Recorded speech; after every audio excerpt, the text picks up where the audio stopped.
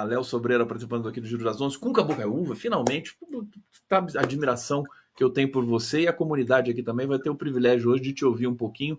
Cunca está lançando um livro, mas antes de falar do livro, Cunca, eu sei que você também está envolvido com a defesa do mandato do Glauber Braga e de toda a dramaticidade envolvida nisso. O Milton Temer acabou de falar aqui, ao vivo, ali da praça do Rio, não me lembro o nome da praça ali, que vai ter uma manifestação do PSOL daqui a pouco, e ele dizendo que essa situação extrapolou a mera cassação de um mandato, virou uma causa política de grandes proporções nacionais. Queria te ouvir um pouquinho sobre isso, fala um pouquinho para a gente do Glauber. Olha, a gente conhece historicamente episódios, né, que, digamos assim, uma cena estratégica que foi a morte do Matteotti, né, que o Mussolini, a morte do líder da oposição socialista Matteotti, que foi decisiva, que foi o giro dentro do parlamento italiano, que o Mussolini já chegou ao poder e ainda não tinha fechado o parlamento, mesmo o Gramsci se elegeu deputado. Tinha corredor polonês, tinha pancada dentro do parlamento, né? Então, quer dizer, para eliminar as forças democráticas, socialistas, comunistas dentro do parlamento, né? Então a gente conhece processos, quer dizer, em que vão por dentro, né, aquela coisa do incêndio do Reichstag, quer dizer, processos internos de disputa para restringir forças políticas, utilizando pretextos os mais diversos. Quer dizer, a gente sabe aqui que a morte da Marielle foi a morte de uma parlamentar e abriu um precedente, um cenário. E nesse cenário, inclusive, tem um implicado na morte dela, que é parlamentar e não foi cassado, não é isso? Não foi indicada a cassação dele, ele não passou o processo dele, é uma situação muito mais grave, não é isso? Então a gente tem esse quadro institucional, olha o Chico Alencar aí, né? De repente passa aqui. Está ouvindo daí? Deixa eu só... Marcelo, o Conde está entrevistando o Cunca Bocaiúva. E eu estou aqui com o Chico Alencar, já no Buraco do Lume, na Praça Mário Lago, para a gente fazer o movimento. Eles estão fazendo um movimento em defesa do Glauber. Como é que você está vendo o desenrolar desse caso do Glauber, Chico? Olha, primeiro, um show de horrores. O Conselho de Ética, como nunca em sua história, que eu acompanho há muito tempo, fui membro do Conselho em outras legislaturas, está praticando a falta de ética e a falta de decoro, no mérito de exigir cassação de mandato por uns empurrões com uma tentativa mal sucedida de uma banda num provocador do MBL. Estamos atentos para ver se eles vêm aqui, como costuma acontecer, para provocar, para enfiar o microfone na sua boca, fazer os cortes depois, mas isso seria motivo de cassação de mandato? É óbvio que não. Há deputados, inclusive da direita, dizendo, não, essa pena é demais.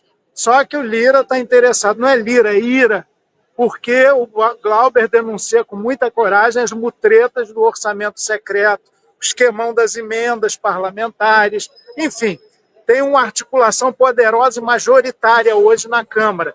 E o atropelo no Conselho de Ética foi patente, evidente. Tem recurso na CCJ para, afinal, se não passar o recurso contra o pedido de cassação, vai-se ao plenário. A gente está lutando para mobilizar a opinião da sociedade em defesa não apenas do mandato do Glauber, mas da ética na política, da defesa das emendas transparentes, com rastreabilidade, identidade, contra a corrupção, contra todos os desmazelos que muitos setores até da extrema-direita e alguns neofascistas querem implementar e oficializar no Brasil. Se passar essa cassação do Glauber, fica liberado tudo, provocação, agressão, todas as malfeitorias, é um aval para um tipo de política que é medíocre, é a pequena política de que nos falava Antônio Gramsci. Fala Conde ou fala Cunca? Quem quer falar com o Chico? Ô Cunca, querido, você quer fazer uma pergunta para o nosso ilustre convidado aqui nesse momento? Não, eu aproveito o Chico, porque o Chico é historiador também, e eu estava comentando, Chico, do tipo de processo que se deu no parlamento italiano, né, que, com o caso Matteotti, lembrando aqui a morte da Marielle, quer dizer, esse complexo de ações que atacam as mulheres, atacam a representação política popular, atacam quadros significativos, faz parte de um processo de golpismo, é um processo que, integrado com a questão da anistia, cria um ambiente cujo objetivo é tirar e deslegitimar e ilegalizar as forças de esquerda. Quer dizer, é um complemento da estratégia extraparlamentar golpista, esse elemento, e buscando uma certa criminalização, criando esse populismo penal anti-esquerda, esse ambiente de guerra, de conflito, quer dizer, lembrando esse cenário histórico. Eu acho que você, como historiador, conhece bem isso, quer dizer, chega um momento que, no caso Matteotti, o Mussolini diz, nós matamos, ele assume ao final, né, como já aconteceu aqui com o perdão que o Bolsonaro concedeu àquele Daniel, né, eu acho que teve um processo desse tipo, ou seja, uma inversão completa de valores que faz parte de uma estratégia de amordaçar a esquerda no parlamento, já que o Glauber é uma pessoa de muita potência, de muita luta, né? É isso mesmo, Cunca, você disse tudo. Bem na hora que o Chico pequena multidão aqui, ó. Vamos ver, deve ser só uma instabilidade. Estamos aqui diante dessa estátua comovente da Marielle e nós vamos mostrar a força da sociedade civil e da cidadania ativa contra os neofascistas, contra o regressismo, contra o negacionismo histórico para o qual o Cunca muito bem nos alertou. Vamos juntos. Eu vou precisar encerrar por aqui, Conde, porque eles têm que começar o ato, senão vão acusar a gente de estar atrasando tudo. Obrigado, okay? Chico. Obrigado, Marcelo. Tenta gravar para a gente aí, depois a gente mostra ao longo da programação. Obrigado, gente. Sensacional a entrada aqui. Muito, muito, muito bom ver o Chico Alencar. Tá acontecendo isso, né? Eu acho que esse que é o ponto. Você chamou essa atenção para um desdobramento estrutural quando acontece uma perseguição muito evidente assim. E, Cunca, então vamos falar do teu livro, porque o teu livro, acho que ele perpassa também um pouco essas questões. Eu estou aqui com a capa dele, que está linda, ó. Vou colocar na tela aqui, você deve estar com ele aí também na mão, em mãos. Está bonita essa arte aqui, Crueldade e Catástrofe em Tempos de Barbárie. É um pré-lançamento, tá, gente? Porque o lançamento oficial... O desenho é meu, viu? O desenho é meu. O desenho é você é um meu. grande artista plástico. Eu estava vendo de... suas obras aqui. Olha que coisa linda, gente. Fantástico isso aqui. Esse é o Cunca. Fala um pouquinho para a gente do livro, Cunca. Olha, o livro é o seguinte, eu, na realidade, pensei num dado momento em juntar muitos textos, fazer uma coisa volumosa e tal, aí de repente disse, não, eu quero fazer uma coisa pequena e queria fazer um pequeno tratado sobre crueldade, queria fazer uma coisa curta. E acabou que eu disse, não, eu preciso, na realidade, organizar um pouco, em poucas páginas, as questões os problemas e as questões que eu considero importantes a partir de 3 coisas fundamentais. Primeiro, o cenário de crueldade, o que é a crueldade, porque a crueldade é central. Depois, segundo, o que está acontecendo, já que política supõe dominação com hegemonia, o que é uma era baseada na estratégia de dominação, onde fica a hegemonia? Que é um tema importante, porque é a capacidade de convencimento, capacidade de consenso, que a gente está vendo se arruinar. A gente cada vez mais tem a destruição. Os Estados Unidos, por exemplo, destrói os próprios consensos liberais que gerou em economia mundial. E o terceiro elemento é o elemento de como a gente... que método a gente tem para aprender a realidade, que é a chamada cartografia. Então eu peguei essas 3 ideias, peguei o fato de que a gente está numa catástrofe, mas o que é uma leitura não catastrofista da catástrofe? Não é ficar dizendo que virá uma catástrofe, ou ficar prevendo uma catástrofe que pode vir ou algo pior que pode vir. É já considerar, inclusive, que está dado. Quer dizer, não dá para ser catastrofista para prever algo que virá, é algo que está dado, E está dado na chave da barbárie, Está dado na chave da barbárie. O que é a barbárie? A barbárie era vista originariamente como o inimigo que vem de fora, o estrangeiro, a ameaça, etc., os bárbaros, na coisa greco-romana. Mas, na realidade, a barbárie, desculpa, a barbárie seria a China para os Estados Unidos hoje, né? Exatamente, mas, na realidade, o que a gente assistiu é que o colonialismo é uma barbárie, a escravidão é uma barbárie, a modernização é uma barbárie, a expansão imperialista é uma barbárie, as guerras, né, os genocídios são uma barbárie. Então, a modernização gerou barbárie. Hiroshima é uma barbárie, o Auschwitz é uma barbárie.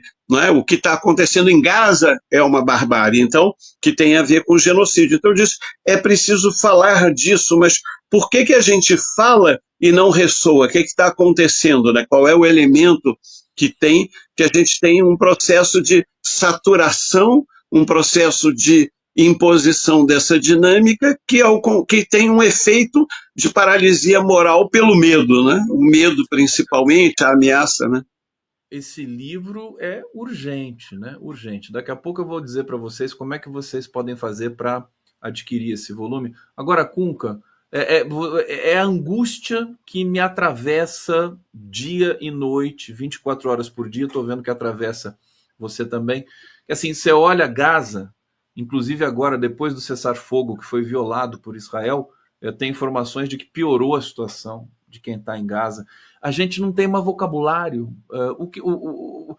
Você encontrou alguma resposta, alguma coisa para isso nessa sua... Olha, nós temos a confirmação de que quanto menos se é capaz de produzir a indignação frente a isso, quanto menos a gente responde à centralidade dessa questão, não. O secretário-geral da ONU é persona não grata, o Lula é persona não grata para o Netanyahu, mas nos Estados Unidos as pessoas são perseguidas se tratarem disso como se fosse antissemitismo, e na realidade isso é uma quebra completa e uma inversão de valores que foi prevista até por Hannah Arendt como possibilidade, a possibilidade de o totalitarismo impregna a força não totalitária, aquele que sofre isso pode produzir o efeito inverso, né? Então, historicamente, nós temos o fato, e principalmente a autorização norte-americana, a fala do Trump, ela contesta todas as decisões, inclusive aquelas que são base da fundação do Estado de Israel e todo o direito internacional. Ele rompeu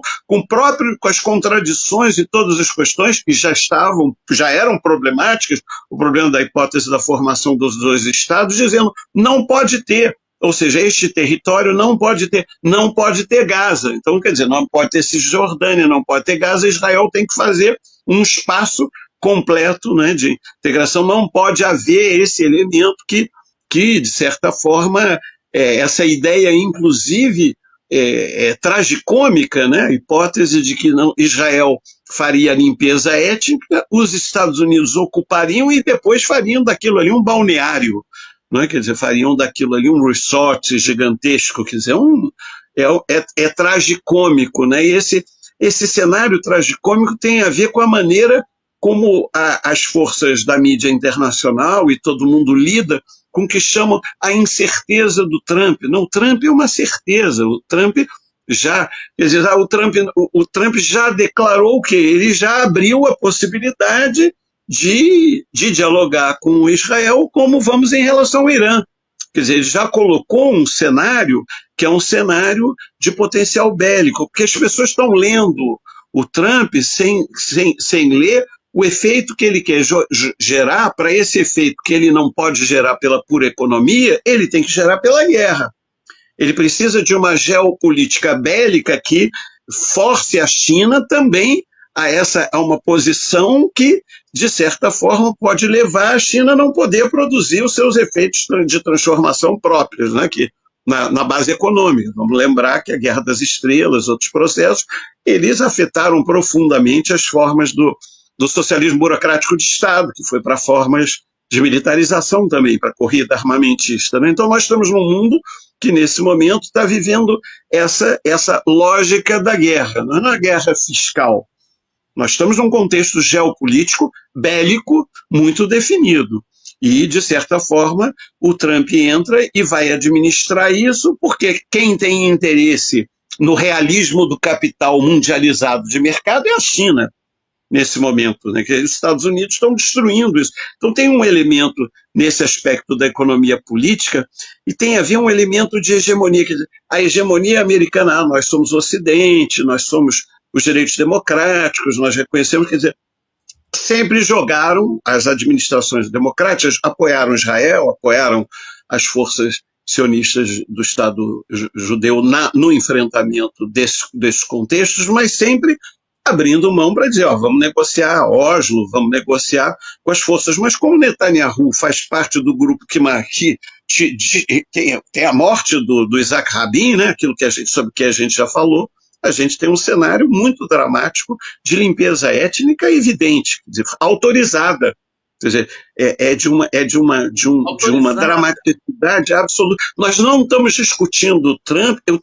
Eles saíram da Organização Mundial da Saúde, eles romperam com o Tribunal Penal Internacional, ele rompeu, portanto, ele saiu dos acordos climáticos, ele apoiou a Embaixada de Israel em Jerusalém, que é um golpe simbólico absoluto. Jerusalém seria um ponto, evidentemente, um lugar internacional das dinâmicas de várias religiões, de encontro ali, portanto, teria um estatuto sempre especial e, ao mesmo tempo, tem a perspectiva de ser, e os dramas de onde fica situado fisicamente o espaço para o povo, que não pode sair, está comprimido no território. O mais dramático é que Gaza é um campo de extermínio, porque está cercado por todos os lados, ninguém quer receber a quantidade enorme de refugiados que viria por aí, né? E ele quer forçar, né, os países vizinhos a receber, o Egito a receber, etc. O Egito, né? Você fala do Egito, da Síria, Jordânia, participa desses debates. Mas a Síria não participa. A Síria não participa do debate, porque a Síria, até porque nesse momento, inclusive, um dos problemas do Netanyahu é que agora a Turquia está operando parte da crise síria. Quer dizer, alguém entrou, não ficou um vazio naquele contexto. Quem vai dar a sustentação, e isso traz um outro horizonte, porque as recomposições de alianças são complicadas. A Arábia Saudita, todo mundo, não são estáveis as alianças. Então, a lógica da guerra resolve, em parte, essa autonomização que Israel obteve, ela passa a ser, o Trump passa a dizer, bom, vamos usar isso, vou usar este poder. Como ele usa o poder dos resultados do espaço do embate da Rússia com a OTAN, e também, quer dizer, tem uma mudança de alianças, porque ele tira a centralidade da OTAN, não é? Então ele modifica as guerras americanas, quer dizer, a guerra americana se separa relativamente da OTAN em nome de, teoricamente, fazer uma redistribuição dos custos da guerra, mas ao mesmo tempo ele estabelece uma ponte, uma relação direta com o Putin, quer dizer, o que evidentemente modifica o cenário geopolítico. Que é sempre ambígua também, né? E que ele também fala, não, vou taxar o Putin, não sei mais o quê. Quer dizer, mas a gente tende a dizer que é ambíguo, mas é muito preciso. Quer dizer, ele tem uma lógica de império tributário, militarizado, e, ao mesmo tempo, ele consolida uma certa base, redefinindo o inimigo interno e o externo. O inimigo externo é a China, o inimigo interno são os criminalizados latino-americanos, estrangeiros, etc. E ele, com isso, faz uma equação precisa. Ao mesmo tempo, ele põe os ricos oligarcas em torno do complexo industrial militar. Por quê? Porque o dinheiro financeiro ele vai evaporar. O que a gente sabe é que tem uma massa de recursos que não tem espaço de investimento, nem na China, todo mundo, que é o problema de para onde vai o capital fictício, que é um problema para todos, que é a administração da dívida, né? Cunca, vou ter que te chamar para um programa especial para a gente falar só disso, viu, querido? Porque você está trazendo aqui uma leitura muito importante, muito ampla e complexa, que exige que a gente faça, né? Infelizmente, o nosso tempo aqui não é muito grande. Eu quero só dizer o seguinte, eu achei no Instagram o endereço para quem quiser o seu livro. Tá aqui, ó. É o Círculo de Giz, é a editora, né? Círculo de Giz. Então tá aqui, viu, gente, no bate-papo. Aqui na caixa de comentários, vocês vão achar o link para adquirir o livro do Cunca, que tá lindo e que é um livro E a pessoa já Cabe pode na comprar mão, por viu? ali. Cabe na mão, Diego, cabe na Na mão, é um mão. livrinho. É um livro pequeno no sentido, mas é imenso no sentido do que ele traz, do conteúdo dele. Fala mais um pouquinho. Você usa ali alguns conceitos, século fera. Você fala no primeiro texto, são ensaios, né? É uma reunião de ensaios, né? Que está ali. Você fala de Nietzsche, Arthur e mais um. Você traz essas referências. Eu queria que você falasse mais um pouco do campo que você mobilizou para fazer essas reflexões todas para a nossa comunidade aqui. Tá, então eu mobilizei para a crueldade um velho filósofo significativo da filosofia política, do pensamento marxista, mas um grande filósofo da antropologia política, é o Etienne Balibar, que fala do que é crueldade, né? Que é a marca da violência contemporânea, que é essa violência visível e sem velamento. O sujeito passa ao ato, o sujeito diz, vou tomar a Groenlândia, vou tirar, quero que saiam as pessoas de Gaza, eliminar os palestinos de Gaza, vou fazer a limpeza étnica. Não tem nada que não é dito, quer dizer, o Bolsonaro diz, bom, eu elogio o torturador, quer dizer, não tem velamento, né? Sem velamento, a passagem é o ato direto e ao mesmo tempo é filmado, gravado, a gente assiste a cena, é espetacularizada. Então tem esse elemento visual, esse atordoamento imagético também. Então é um pouco a ideia da crueldade, como ela se articula como uma intensidade com regime de visibilidade na forma de, e não velamento, porque teoricamente você velaria, não, vamos velar esses processos, eles não são mais, a ideologia não vela mais, ela explicitamente diz quem ela quer eliminar, quem ela quer criminalizar, e ela goza com isso, o gozo punitivo, o prazer de exercer a violência direta. Bom, o segundo referência que e para isso eu uso Arthur, uso Nietzsche, mas no sentido de dizer que eles falavam da crueldade para revelar a verdade que ficava mais ou menos escondida, que era algo que precisava ter dito ou ser assumido, para explicitar aquilo que estava presente na humanidade, principalmente com Bataille. Quer dizer, a crueldade mudou de patamar, né? No sentido de que eu não vou fazer um teatro da crueldade para revelar os elementos que tornam mais claro aquilo que o humano é, Sade, Bataille, Arthur, etc. Esses elementos estão dados, eles são visíveis, não é? O elogio à tortura, etc. O cara não esconde, não tem velamento nisso daí, não tem, Gaza não tem velamento. É como Auschwitz não tinha, era ainda escondido, né? Isso era industrial, mais ou menos fechado, etc. Estava eliminando, tinha uma determinada cobertura, tinha um revestimento ideológico, tinha uma forma técnica, a IBM fazendo os números, ou não sei o quê. Mas agora a gente tem uma outra coisa que tudo é um pouco mais visível na raiva, no ódio, na violência direta, né? O segundo, e o negacionismo é isso. O negacionismo é uma forma radical de assumir sem velamento uma ideologização interessada em manipular o real e leva a essa crise da verdade, não é isso? E de tal maneira que, não é, o regime de informação é um regime de guerra também. Bom, e aí Elon Musk, não sei o que, não é à toa, monopólio da comunicação, da informação. O segundo elemento é o elemento que a gente poderia chamar, lendo Gramsci diz, bom, a ordem depende de o que está acontecendo. Tanto quando tem uma crise da ordem, tem uma crise de hegemonia, você tem uma crise orgânica, você, em geral, tem fenômenos mórbidos. E os fenômenos mórbidos revelam dinâmicas e personagens mórbidos.